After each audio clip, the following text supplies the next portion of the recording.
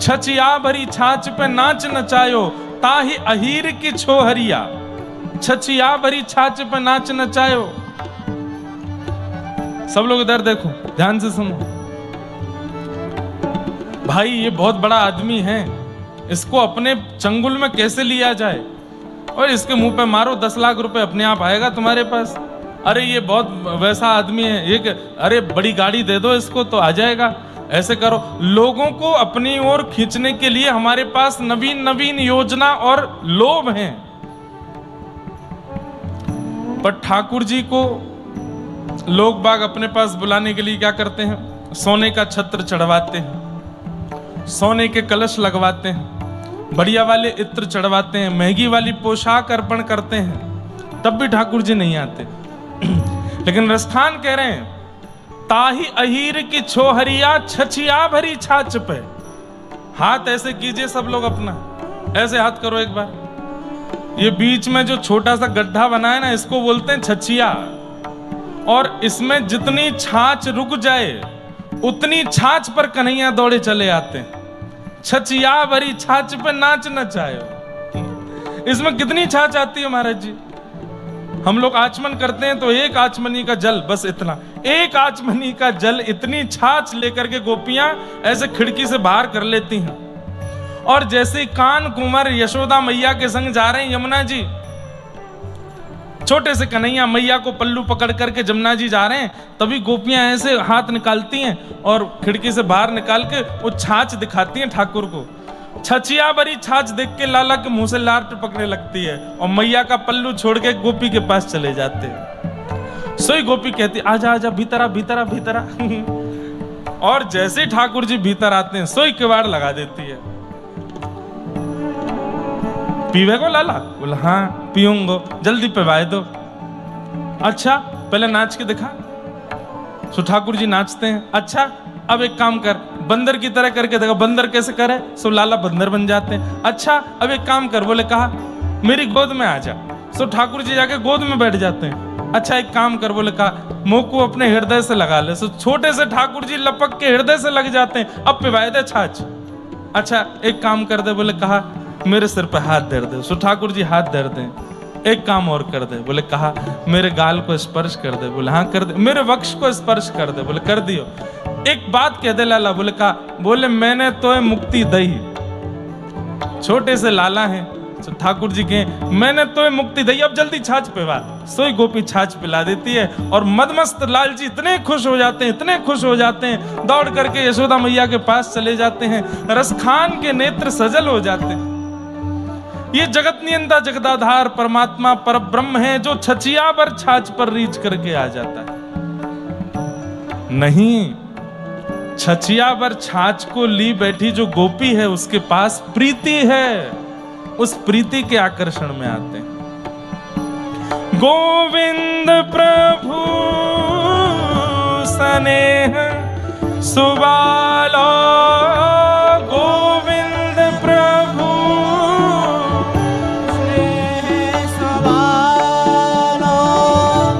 रसना कहा जो नचई है, ओ रसना कहा जो नचई है, प्रीतम प्रीत ही सौंपे हैं, प्रीतम प्रीत ही सौंपे। प्रीतम प्रीत ही सौंपे हैं, प्रीतम प्रीत ही सौंपे। यद्यपि रूप गुणशील सुधरता, इन बातन न रिझई है। सतकुल जन्म कर्म शुभ लक्षण, वेद पुराण पढ़े हैं। गोविंद प्रभु स्नेह सुवालो, रसना कहा जो नचई है, प्रीतम प्रीत ही सौंप रही हैं। इसी को फिर हिंदी रूपांतरण करके आजकल के कवि, संभवतः है तो पुराना, उन्होंने गा दिया। मोहन प्रेम बिना नहीं मिलता, चाहे कोटि करो उपाय। वो तो प्रेम से ही मिलते हैं। और ये प्रीति कहां से आवे? संसार से प्रेम करना आपको संसार सिखा देगा, ठाकुर जी से प्रेम करना तो साधु ही सिखाएंगे, महात्मा ही सिखाएंगे, संत ही सिखाएंगे, वैष्णव ही सिखाएंगे। ऐसे हमारे पूज्य दत्तदास महाराज, हमारे मुकुंद काका, हमारे गोविंद काका, हमारे समस्त गुरुजन, ऐसे आचार्य ही ठाकुर जी से प्रेम करना सिखा सकते हैं। और वो प्रीति ही हमको सीखनी है भैया। एक बात कह दें, वेद पुराण नियम व्रत अनुष्ठान ये सब क्या है? श्री प्रहलाद जी महाराज श्रीमद् भागवत में कहते हैं, न दानम न तपो नेज्य न शौचम न व्रतानि च प्रीयते मलया भक्त्या हरिरन्यत विडंबनम। बहुत ध्यान से सुनिएगा। प्रहलाद जी महाराज उपदेश दे रहे थे सारे दैत्य बालकों को। तो क्या कहते हैं? अरे भैया, तू कहता है कि भगवान की प्राप्ति करो, उनको प्राप्त करने के लिए तो देवता कुल में जन्म लेना होता, हम तो राक्षस हैं। उनको प्राप्त करने के लिए तो व्रत नियम अनुष्ठान संयम आदि आदि सब करना पड़ता है, तब वो मिलते हैं, हम कैसे करेंगे? तब प्रहलाद जी महाराज कहते हैं, न दानम, दान से ठाकुर जी नहीं मिलेंगे, न तपह, तप से भी नहीं मिलेंगे, न शौचम, 3 बार स्नान करने पवित्र रखने से भी नहीं मिलेंगे, न एज्जय, यज्ञ करने से भी नहीं मिलेंगे, न दानम न तपो निज्य न शौचम न व्रतानि च, व्रत करने से भी नहीं मिलेंगे। 30 दिन के महीना में 20 दिन व्रत करो, 10 दिन खाओ तो भी नहीं मिलेंगे। तो फिर एक बालक ने पूछा, तो फिर इन सबको बनाया क्यों जब इनसे मिलने ही नहीं है? वेद अध्ययन की आवश्यकता क्या है? यज्ञ करने की आवश्यकता क्या है? नियम साधन करने की आवश्यकता क्या है? त्रिकाल स्नान संध्या करने की आवश्यकता क्या है? जब इनसे ठाकुर जी मिलते ही नहीं हैं तो फिर इनकी आवश्यकता क्या है? तब एक बहुत सुंदर इसका उदाहरण आचार्य चरणों ने दिया कि भाई देखो, प्रहलाद जी महाराज कह रहे हैं प्रियते मलया भक्त्या। क्या कह रहे हैं? दान कोरे दान से नहीं मिलेंगे, दान में भी प्रेम भक्ति होनी चाहिए। यज्ञ, यज्ञ कोरे से नहीं मिलेंगे, उस यज्ञ में भी प्रेम लक्षणा भक्ति होनी चाहिए। नियम कोरे से नहीं मिलेंगे, नियम में भी प्रेम लक्षणा भक्ति होनी चाहिए। जबरदस्ती नहीं, अरे मैया गोदावरी जी में नहाना ही पड़ेगा, क्या करें, बंधे हैं हमारे हाथ पर ना, प्रेम से। 5 बजे सवेरे नेत्र खुलें, 4 बजे नेत्र खुलें तो आलस तो रहेगा, लेकिन तुरंत आलस का त्याग करके बस ऐसे नहीं श्री गोदावरी मैया की गोद में जाना है और इस उत्साह के साथ जाना। तो क्या हो गया? नियम भी हुआ, नियम के साथ प्रेम भी हो गया, नियम के साथ प्रीति भी हो गई। पिताजी ने जबरदस्ती भेज दिया विद्यालय, वेद तो पढ़ने ही पड़ेंगे, गुरुजी अब याद कराएंगे, इतना याद करना पड़ेगा, अब क्या करें, मन, ये नहीं। वेद साक्षात ठाकुर जी का स्वरूप है। मैं ठाकुर जी के अंग को पढ़ने जा रहा हूं, ठाकुर जी के अंग प्रत्यंगों से मिलने जा रहा हूं, इस भाव से वेद अध्ययन करने गए तो क्या हो गया? वेद अध्ययन के साथ प्रेम भी हो गया। यज्ञ करने के लिए जा रहे हैं, बोले अब क्या करें, बैठना पड़ेगा, धुआं उठेगा, आंख में घुसेगा, घी डालना पड़ेगा, ऐसा नहीं। यज्ञ नारायण है, इन्हीं यज्ञ नारायण की कृपा से रामावतार हुआ, इन्हीं यज्ञ नारायण की कृपा से पूरे विश्व का सृजन हुआ। ऐसे यज्ञ नारायण की कृपा है कि वे हमारे घर पर विराज रहे हैं। आज पलस्कर गुरुजी ने मुझे यज्ञ की खूब जो यहाँ विधि और इनके क्या क्रम हैं, कल मैं जरूर इस पर पढ़ के बोलूंगा। जो अग्निहोत्र आप लोगों ने धारण किया है, बस इतना समझ लीजिए, ऐसा नहीं है कि ये धारण केवल आपको ही किया गया है। 9 बजे 10 बजे से 10 बजे तो मैं आऊंगा, आप लोगों को तो 9 बजे आना है। 9 बजे आ जाइएगा और फिर कल कथा विश्राम करके प्रसाद पाके फिर महाराज जी बताएंगे, देखो कल भी कुछ होगा, कुछ अलग ही होगा। लाल जी के क्रीड़ा, जल क्रीड़ा करेंगे। हमारी एक और प्रार्थना, उसमें कल भी मैं निवेदन कर दूंगा, आज भी कर दूं, कि बहुत लोग जल में प्रवेश मत कीजिएगा, गिने चुने लोग ही जल में आवेंगे, क्योंकि एक तो जलाशय कम भी है, ठाकुर जी जल के अंदर होंगे तो उनकी भी हमको थोड़ी मर्यादा देखनी है। तो केवल हमारे वैदिक गुरुजी जन, वृंदावन के आए हुए परिकर के सब जन और कुछ जन और जिनको महाराज जी आज्ञा करेंगे, बस वे लोग रहे। बाकी तो दृष्टा बनना, दर्शन कीजिएगा, ठाकुर जी की क्रीड़ा का अनुभव कीजिएगा, बस ये सुख रखिएगा कल का। तो कल इस विषय में मैं कहूंगा जो यहाँ, तो मैं बात पर आता हूं पूरी।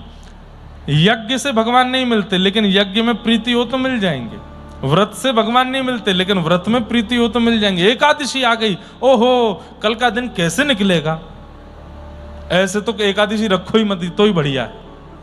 अगर ऐसा आता है कि अरे भैया कल तो एकादशी, क्या करें, अरे मेरे जन्मदिन वाले दिन एकादशी पड़ गई, कर्म फूटे मेरे, अपने जन्मदिन वाले नहीं खा पाऊंगा कुछ भी। लोग ऐसा सोच लेते हैं, ऐसों को एकादशी करनी ही नहीं चाहिए, उससे बढ़िया है, क्योंकि एकादशी रख करके आप और बड़ा अपराध कर रहे हैं उसके प्रति दुर्भाव करके। एकादशी तो उत्साह में होनी चाहिए। आज एकादशी है, जैसे दत्त धाम में जो नियमों का पालन है उसमें आराम बहुत कम है, लेकिन ऐसों में भी कई लोग आराम खोज लेते हैं, और कई लोग तो हमारे परिकर के आराम करने ही दत्त धाम आते हैं। इतनी तो महाराज जी कथाओं में आराम नहीं मिलता जितना यहां मिल रहा है। एक हमारे पंडित जी हैं, उन्होंने किसी तखत के नीचे अपना बिस्तर लगाया कि महाराज जी मुझे खोज नहीं पाऊंगे, पर मुझे पता चल गया है। अब उस बिस्तर की खैर नहीं, कल बिस्तर सहित गोदावरी जी पे जाएंगे वो। बैठे हैं क्या यहाँ पे? अच्छा नहीं, यहाँ नहीं है, अभी गए हैं। मैं ऐसे ही बोल देता हूँ, बैठे वालों का तक नहीं तो आप लोग फिर को आप ही हो क्या? पिछली बार एक पंडित जी का दांत खो गया था, पूरा दत्त धाम ढूंढ रहा था। कहाँ गए? तो अब आराम जो कर रहे हैं उनके प्रति लगता है यार ये कितने सुखी हैं, इनको कोई अनुष्ठान नहीं है, इनको कोई नियम नहीं है, इनको कोई क्रम नहीं है, बढ़िया सोते हैं 8 बजे तक। आपका अनुष्ठान उसी समय एक प्रकार से खंडित हो गया। क्यों? क्योंकि आपको अपने अनुष्ठान के प्रति प्रीति नहीं है, रुचि नहीं है। आपको आराम करने वाले लोगों के प्रति सुख की इच्छा ज्यादा हो रही है। ये लग रहा है कि ये ज्यादा सुखी हैं, सो रहे हैं, इनको तो उठना नहीं पड़ता जल्दी। उसी समय आपका अनुष्ठान नष्ट हो जाता है।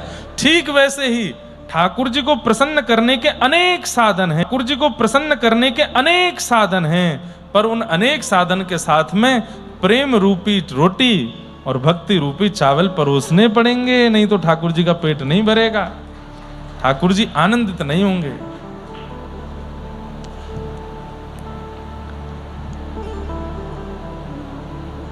इसलिए भक्ति बहुत आवश्यक, प्रेम बहुत आवश्यक, और वो प्रेम सीखना है तो आइए दत्त धाम। वो प्रेम सीखना है तो जाइए किसी सदगुरु की शरण में, जाइए किसी आचार्य की शरण में, रहिए वहां पर। अरे एक वृंदावन में एक महात्मा चले गए कहीं पर, और जिन महात्मा के यहाँ गए उनसे जाके बोले मुझे अपने आश्रम में कोई काम दे दो, कुछ दिन संत संग करना है, मैंने सुना है संतों के संग रहने से प्रेम बढ़ता है। तो महात्मा जी ने कहा गौशाला में गोबर उठाओ। तो उसको सुन के इतना बुरा लगा, मेरे रूप को देख करके, मेरे तन को देख करके इनको एक बार भी नहीं लगा कि मैं गोबर उठाने वाला लगता हूं।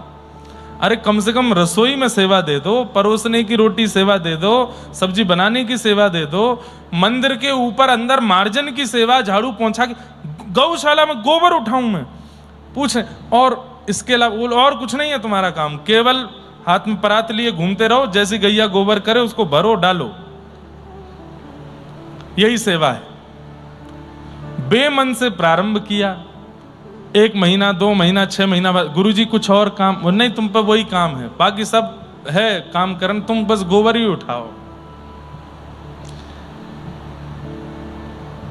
6-7 महीने बाद उसके मन में आया कि यहां प्रेम नहीं मिल रहा है, दुर्गंध मिल रही है, नाक कान सब जगह बिल्कुल गैया का गोबर ही घुस गया है, ऐसी जगह नहीं रहना मुझे। तो जब जा रहा था तो कोई और आया, वो बड़ा दीन था, उसने आकर के गुरुदेव से कहा, गुरुदेव कोई सेवा दो। बोले ये जा रहा है, इसकी जगह तुम लग जाओ, गोबर उठाओ। तो वो हंसने लगा जाने वाला, बढ़िया है, मेरी जैसी तेरी भी होगी स्थिति, गोबर उठाता रहे। किस लिए आया था यहाँ पर? बोले गुरुदेव की सन्निधि में रहने से प्रेम बढ़ता है। बोले मैं भी देखता हूं कैसा प्रेम बढ़ेगा। निष्ठा से गोबर ही उठाता रहा। 5 साल बाद जो गया था वो लौट करके आया, देख के आऊं आश्रम में क्या चल रहा है। जब देखने के लिए आया तो महंत जी की गद्दी पे वही बैठा था, गोबर फेंकने वाला। उससे जब वे भाई तुम, वो महंत जी बोले वो तो पधार गए। बोले तुम यहाँ? बोले कि बस गोबर उठाया 5 साल तक, उनसे ही उनके चरणों में बैठता था, खूब प्रेम देते थे। एक दिन उनके प्रवचन में रो रहा था बहुत जोर से, बस प्रेम आ गया था चित्त में। तो मेरे प्रेम को देख करके वो इतने रीझ गए, बस उसी दिन अपने उत्तराधिकारी के रूप में मुझे चुन लिया, बैठ गया। मतलब इसलिए मत आइएगा किसी आचार्य के चरण में कि हम भी उत्तराधिकारी बन जाएं, पर एक बताने वाली बात है कि सद्गुरु आचार्यों की शरण में जाने से, और वो जो कह दें, वो जो काम बता दें आपको, उसको बस कर लीजिए। ये मत सोचिएगा कि छोटा है कि बड़ा है कि कैसा है क्या, ना, बस कर लीजिएगा। जो कार्य दिया है, जितनी सीमा का दिया है, जितनी सीमित अवस्था का दिया, उतने में कर दीजिए उसको लगन के साथ। वो कार्य से ही आपको प्रेम अनुभव होने लगेगा। तो प्रीति, प्रेम, ऐसे दत्त धाम को हम बारंबार प्रणाम करते हैं, बारंबार वंदन करते हैं। और आज के पावन चरित्र श्री कुम्भन दास जी के चरित्र में मेरे बड़े प्रिय हैं। अष्ट सखाओं में श्री कुम्भन दास जी खूब गाया है हमने, कुम्भन दास जी के पदों को। वैसे तो आप सुनते जाएंगे तो एक से बढ़कर के एक सारे सखा हैं ही, लेकिन कुम्भन दास जी का ठाकुर जी से एक विशेष प्रकार का प्रेम है, विशेष प्रकार की रुचि है। तो गोवर्धन के पास में एक जमुनावतो गांव है, आज भी कुम्भन दास जी का गांव है, वहां आपका जन्म हुआ। कुलीन अच्छे कुल में आपका जन्म हुआ, लेकिन माता पिता धन संपन्न नहीं थे। प्रसन्न होते हैं तो उसको 2 लक्षण देकर के संसार में भेजते हैं। ठाकुर जी की प्रसन्नता का एक लक्षण है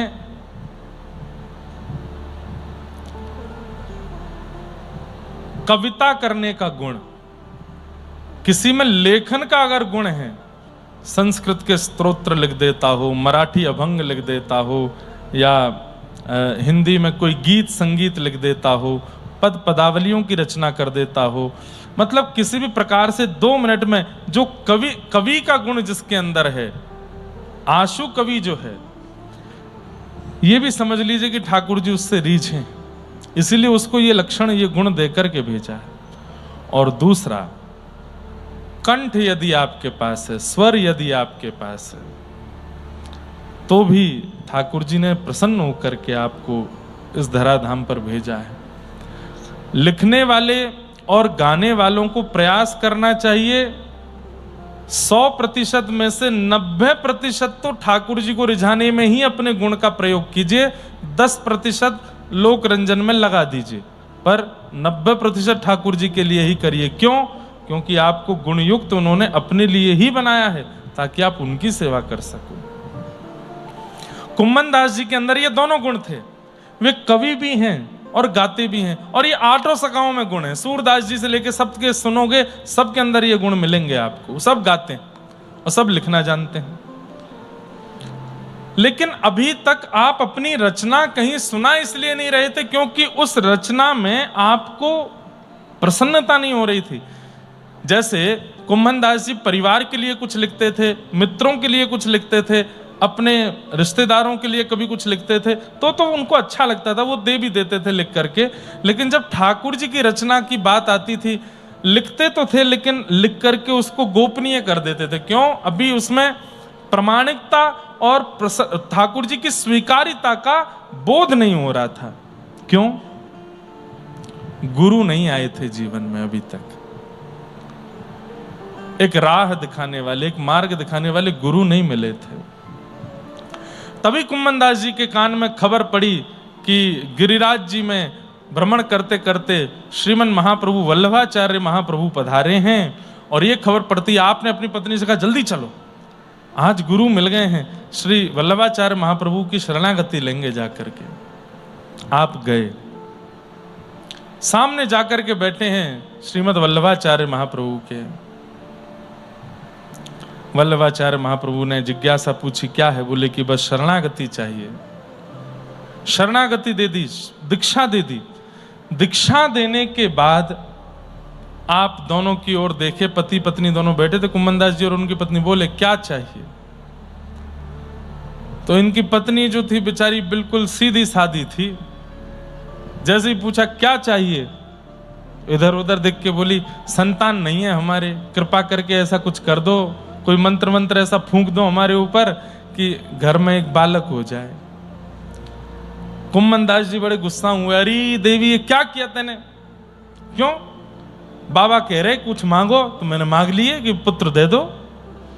अरे देवी, ऐसे महापुरुष के सन्मुख आकर के, जिन्होंने साक्षात श्रीनाथ जी को प्रकट करके विराजमान किया, ऐसे अद्भुत महाप्रभु जी के सन्मुख आकर के भी तेने संसार मांगा।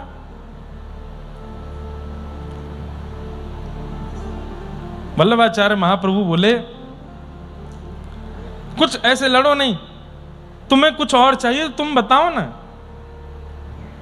तब श्री कुम्भन दास जी ने अपनी अभिलाषा प्रकट की, श्री वल्लभ की बलिहारी हारी, वल्लभ की बलिहारी सब इनको वचनामृत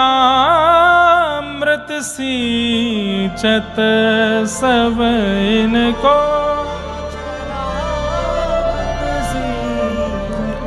कहीं अंतर दुख हारी हो,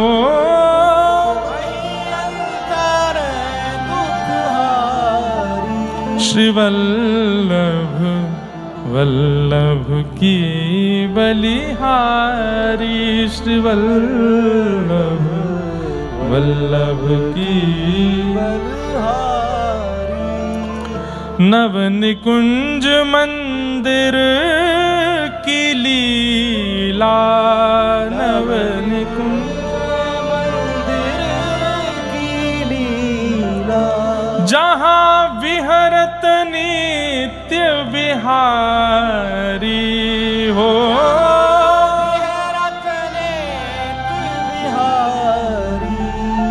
कुंभन दास प्रभु गोवर्धन धर, कुंभन दास प्रभु गोवर्धन धर, हुए हो दासी तिहारी हो, हुए हो दासी तिहारी, श्री वल्लभ वल्लभ की बलिहारी, श्री वल्लभ वल्लभ की बलिहारी। क्या मांगा? गाने लगे कुम्भन दास जी वल्लभाचार्य महाप्रभु के सामने। क्या मांग रहे हैं? नव निकुंज मंदिर की लीला, जहां विहरत नित्य बिहारी। मुझे निकुंज के बिहारी जी का दर्शन करना है। बंधुओं, कुंज, निकुंज, निवृत्त निकुंज तीन होते हैं। कुंज किसको कहते हैं? कथा में जो आप लोग सुन लेते हैं, जो हम सुना दें और आपको अनुभव हो जाए, जहाँ यशोदा मैया भी हैं, नंद बाबा भी हैं, सारे ग्वाल बाल भी हैं, सखियाँ भी हैं, ठाकुर जी भी हैं, वो कुंज है। पर जहाँ केवल सखियाँ हैं और प्रिया प्रियतम हैं, वो निकुंज है। और जहाँ केवल प्रिया प्रियतम हैं और जिसको वो चाहें उनमें से एक या दो और कोई हैं, वो निवृत्त निकुंज है। क्या मांगा है? नव निकुंज मंदिर की लीला, जहां विहरत नित्य बिहारी। उसका दर्शन करा दीजिए नाथ। मुझे नव निकुंज में चलते फिरते ठाकुर जी देखने, वो कैसे लगते हैं। कुंभन दास प्रभु गोवर्धन धर वे हो दासी तिहारी श्री वल्लभ वल्लभ की बलिहारी। वल्लभाचार्य महाप्रभु हंसने लगे। बस श्रीमद् भागवत जी कहती हैं प्रयच्छति गुरु प्रीतो वैकुंठम योग दुर्लभम। अपने गुरु को राजी करवा के बुलवाओ मत किया, वो तुमसे राजी हैं तो ऐसा कुछ कृत्य कर दो वो तुम्हारी ओर देख के हंस जाएं। बस उनकी हंसी हुई मतलब वो तुमको देख के प्रेम से हंसे और तुम्हारे सबरे काम बने। वल्लभाचार्य महाप्रभु हंस गए और कुम्मन दास जी से बोले अब जाओ। और सुनो उनकी पत्नी को क्या बोले, एक नहीं दो नहीं 7 पुत्र होंगे तुम्हारे यहाँ, जाओ। और एक एक करके 7 पुत्र हुए। आप अब देखो कितनी विलक्षण। अब कुम्मन दास जी का चरित्र अब शुरू हो रहा है, अब ध्यान से सुनिएगा। कुम्मन दास जी के 7 पुत्र हुए। दुनिया पूछती कुम्मन दास जी कितने बाल बच्चे हैं आपके, तो क्या बोलते 1.5। कितने हैं 1.5। मराठी में क्या बोलते हैं, 1.5 ही बोलते हैं। 1.5 हैं, समझ गए ना 1.5 का मतलब। मराठी भाषा भी बड़ी अच्छी है। एक बार मैं कहीं कथा कर रहा था तो मैंने कहा ठाकुर जी की ताई जी आई। ताई जी कौन है, रोहिणी मैया। मैंने कहा आपके यहाँ ताई को क्या बोलते हैं, मोटी आई। मोटी आई बोलते हैं ना, बड़ी माँ। अब उसको मोटी आई ट है कि त है, ठ मोठी, मोठी आई तो ठीक है। उत्तर भारत में अगर ये नाम होता है तो बच्चे तो मोटी मोटी बोलते हैं, मोटी आई मोटी आई कहाँ जा रही, मोटी आई खाना बना दो। और मोटी आई फिर पीछे बेलन लेके भागती। बताऊं तो जो मोटी बोलता है मोटी आई, बड़ी माँ। अच्छी है, बहुत अच्छी लगती। जब बोलते हैं मैं बोल नहीं पाता, पर हाँ 3 साल हो गए मुझे नासिक आते हुए और महाराष्ट्र में और भी जगह आते हुए। आता रहा लगातार तो सीख तो जाऊंगा। अभंग तो मैंने याद करने शुरू कर दिए, बहुत जल्दी सीख तो जाऊंगा। और जिस दिन सीख गया उस दिन तुकाराम जी, नामदेव जी, जनाबाई सबके पद याद करके, अभंग याद कर करके फिर कथा में गाया करूंगा। हमको मराठी केवल इसलिए सीखनी है कि हमको अभंग गाने हैं। जब हमारे कृष्णा जी गाते हैं, हमारे वो भैया दत्त धाम के शाम को पंचपदी में गाते हैं। जब यहाँ पर मैं महाराज जी से पहले दिन से ही पूछ रहा था, महाराज जी इस बार रात्रि के क्रम नहीं है क्या? मुझे बहुत अच्छा लगता है जब अभंग गायन होता है और मराठी में ही। कभी कभी हिंदी में सुनाते हैं, बोले महाराज जी को हिंदी। मैंने नहीं, हिंदी नहीं, आप मराठी सुनाओ, समझ में नहीं आएगा चलेगा, सुनना है। वो जो भाषा शैली है ना और जैसे उसका गायन होता है, इतना सुख मिलता है, बहुत अच्छा लगता है। तो कुम्मन दास जी कहते मेरे 1.5 पुत्र हैं। किसी ने कहा 1.5 पुत्र, 1 होते हैं, 2 होते हैं, 1.5 तो किसी के नहीं होते। बोले मेरे 1.5 हैं। क्यों? बोले एक मेरा पुत्र जो है वो पूर्ण भक्त है, इसलिए वो पूरा पुत्र है, और एक जो है वो आधा भक्त है। आधा भक्त कैसे? बोले मंदिर नहीं जाता, संध्योपासन नहीं करता, गुरु दीक्षा नहीं ली है और कुछ नहीं, बस गौ सेवा करता है, इसलिए आधा भक्त है। इसलिए मेरे 1.5 पुत्र हैं। एक पूरा है, एक आधा है। बाकियों को मैं पुत्र मानता ही नहीं हूं। क्यों? वो भजन नहीं करते, कीर्तन नहीं करते, मंदिर नहीं जाते, गुरुदेव से नहीं मिलते, उनको मैं पुत्र ही नहीं मानता। ऐसा त्यागी देखा? अपनी संतान में कौन त्याग करता है? लेकिन कुम्मन दास जी ने ठाकुर जी के लिए अपने संतान में भी त्याग की भावना रखी। 1.5 पुत्र हैं मेरे। तो ऐसे कुम्मन दास जी, उनके साथ में ठाकुर जी की एक बड़ी मधुर लीला है। एक बार की बात, जब मुगल आक्रांताओं ने, अच्छा वल्लभाचार्य महाप्रभु से दीक्षा लेने के बाद आपको अब अनुभव होने लगे और आपके गायन और शब्दावली सुनकर के श्री वल्लभाचार्य महाप्रभु ने आपको श्रीनाथ जी की राग सेवा के लिए आज्ञा दे दी। अब आओ गिरिराज जी में आकर के श्रीनाथ जी को राग सुनाया करो। तो नित्य जाया करते थे, वहां जाकर के राग सेवा करते थे। दुष्ट आक्रांत जिनमें से औरंगजेब प्रसिद्ध था, उसने जब भारत के मंदिरों को तोड़ना शुरू किया तो उसने अपनी गति बढ़ाई व्रजमंडल की ओर, और जैसे ही व्रज की ओर वो बढ़ने लगा तो सब गोवर्धन के लोगों को और ब्रजवासियों को सबके मन में हुआ कि भाई अब गिरिराज जी की रक्षा कैसे करें, वो तो मंदिर तोड़ देता है आकर के। सब बैठ करके मंत्रणा कर रहे थे, चिंतन कर रहे थे क्या करें क्या करें क्या। इतने में ही गर्भगृह से आवाज आई, बोले यहां से कहीं और ले चलो मोकू। ठाकुर जी बोले, कुम्मन दास जी के कान खड़े हुए, बोले कौन बोला कौन बोला। जैसे ही झांक करके देखा, आहा सुंदर श्रीनाथ जी ऐसे थाड़े हैं, और कुम्मन दास जी को पहली बार नेत्र ऐसे ऊपर करके देखा, पहली बार सचल ठाकुर जी का अनुभव हुआ। कुम्मन दास जी तो बिल्कुल आनंद में भर गए। ठाकुर जी बोले, अरे भैया आनंद में मत भरे, बेहोश है के चक्कर खाए के मत गिरियो, वो मिले छारो है मंदिर ने तोड़े, याते पहले आवे मुंह को कहीं और लेके चलो।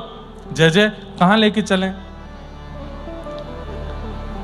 बोले तोड़ को घनो एक वन है जहां पे खूब कांटे हैं, और टेंटी एक अचार होता है हमारे यहां, उसके वृक्ष लगे हैं।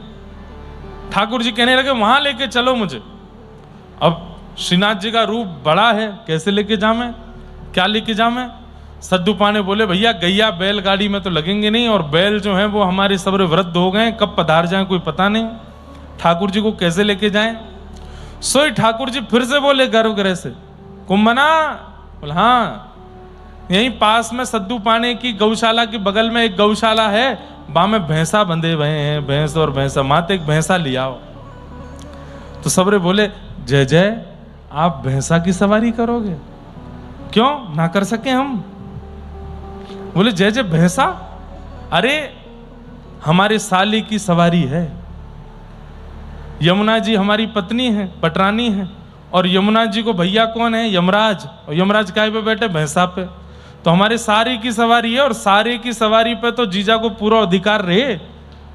खूब हमने गरुड़ की वाहन बने हैं, खूब गरुड़ वाहन बन के उड़ाए हैं, खूब हमने अनेक अनेक वाहन देखे, आज अपने सारे के वाहन पे बैठेंगे, लेके आओ बा भैंसा को। अब महाराज भैंसा लेकर के आए,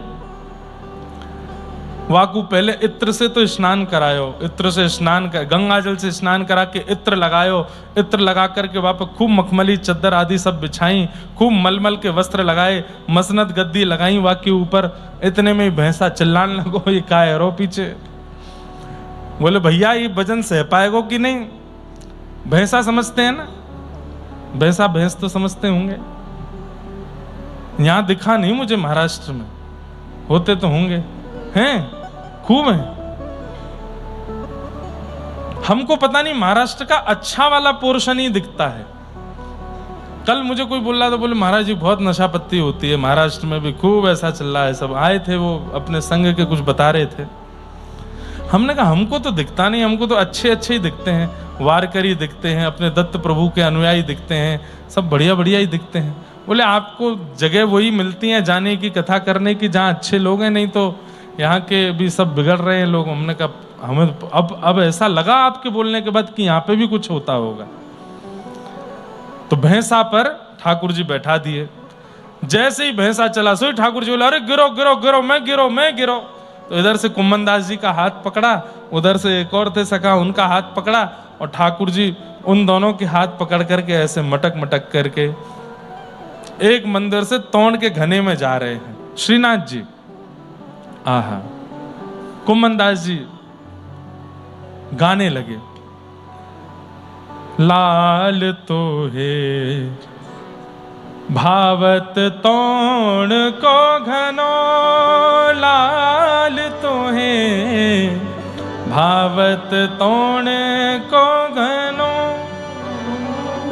कोटि बहुत गोखुर हैं लागे, फाटत हैं सब तनो, भावत तोड़ को घनो, लाल तोए भावत तोड़ को धनो। थोड़े ऋषिया के गा रहे हैं कुम्मन दास जी, लाला ऐसी जगह चुनिए जावे की। बोले क्यों, कहा भयो, कितनो आनंद तो आ रहा है। अरे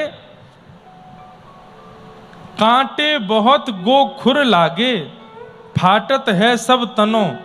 सब हमारे हाथ छिल गए, पैर छिल गए, सबरे इतने कांटे लगे हैं, और खुद तो मदमस्त है करके ऊपर बैठे हो, कोई दिक्कत है नहीं रही है, खुद को तो अच्छो लगे कोई। आवत जावत बोल निवारे, बैठत हैं जहां एक जनो। सिन्न कहाँ लोए खरी के डारे, ते छाड़ दियो भोन अपनो। तब बूढ़त ते राख लिए हैं, सुरपति तो त्रनहु नगनो। कुंभन दास प्रभु गोवर्धन, धर वह कौन ढोड़नी को जनो। खूब रिसियाए, ऐसी जगह ले आए हैं, नेको सेवकन पर चिंता नहीं कर रहे हैं, इतने कांटे लग गए, हमारे हाथ पैर सब जगह से फट गए हैं, और जैसे तैसे चलते फिरते बेचारे गिरते पड़ते सब लोग लेके ठाकुर जी को वहां पहुंचे। ठाकुर जी खुश हो रहे हैं, ठाकुर जी हंस रहे हैं। स्वामी का एक स्वभाव होता है, अपने सेवकों को मीठे मीठे कष्ट देना स्वामी को अच्छा लगता है।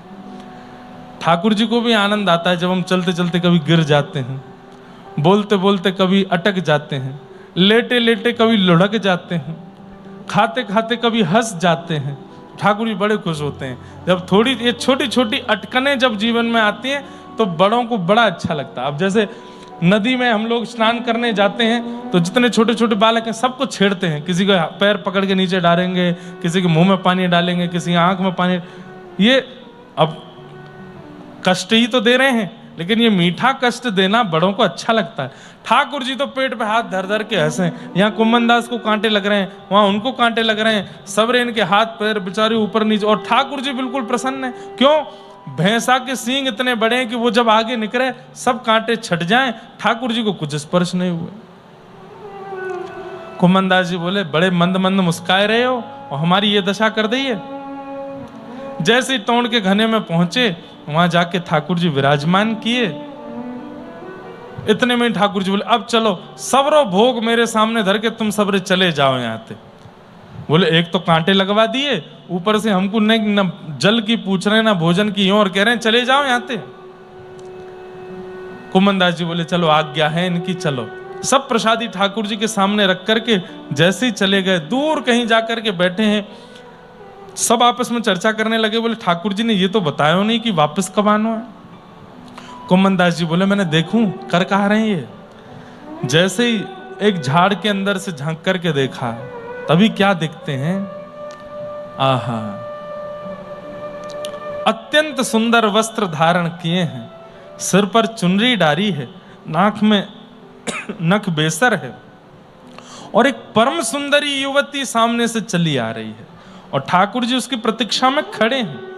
कोई और नहीं है, श्री प्रिया जी हैं, श्री श्यामा जी हैं, हमारी श्री राधा रानी है। जैसे ही राधा रानी आई, आहा, कुम्भन दास जी तो देख करके आनंदित हो गए। ओ तो ये इनते मिलवे आए। और आज कुम्भन दास जी, अच्छा मैंने वल्लभाचार्य जी से मांगा था कि मुझे नव निकुंज मंदिर में जहां विहार करते ठाकुर जी हैं उनका दर्शन करना है, आज वो दर्शन हो गए। प्रिया प्रियतम दोनों परस्पर एक दूसरे को अन्न पवा रहे हैं, प्रसाद पवा रहे हैं। एक भाग किशोरी जी पवाते हैं, एक भाव ठाकुर जी पवाते हैं, और श्री कुम्भन दास जी दूर से देख करके, इतने कांटे लगे। इसका क्या तात्पर्य था? जब तक भव के जितने भी हमारे कर्म बंधन हैं उनको हम भोग नहीं लेंगे, तब तक भगवत अनुभव होना संभव नहीं है। जब तक जीवन में आने वाले कष्टों को हम भोग नहीं लेंगे, जो हमारे प्रारब्ध के हैं, वो जब तक खत्म नहीं हो जाएंगे, भगवत अनुभव होना थोड़ा मुश्किल है। कुम्भन दास जी को कांटे लगवा करके तोड़ के घने में ये थोड़ा सा श्रम दे करके ठाकुर जी ने जीवन पर्यंत के जितने कष्ट थे सब कांटों से निकाल दिए और अपने नित्य विहार का दर्शन कराया। आपने दर्शन करके बड़े आनंदित हुए, बड़े प्रसन्न हुए। ठाकुर जी वापस मंदिर में आके विराज गए। नित्य नित्य खूब सुंदर सुंदर पदों की सेवा, खूब सुंदर रागों की सेवा आप करते थे। एक बार गोसाई श्री विठलनाथ जी ने तानसेन को बुलवाया। तानसेन आए